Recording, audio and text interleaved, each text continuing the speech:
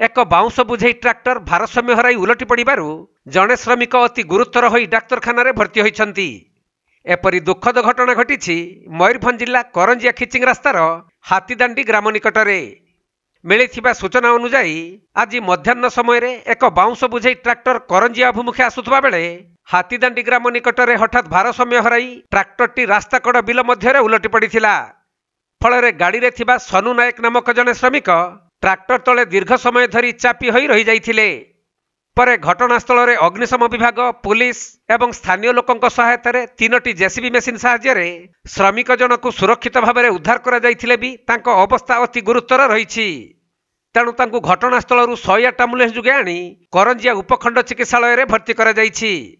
वर्तमान तांको स्वास्थ्यावस्था स्थिर थिबा बेले घटनास्थल में करंजिया पुलिस अधिक तदंत करिसंती।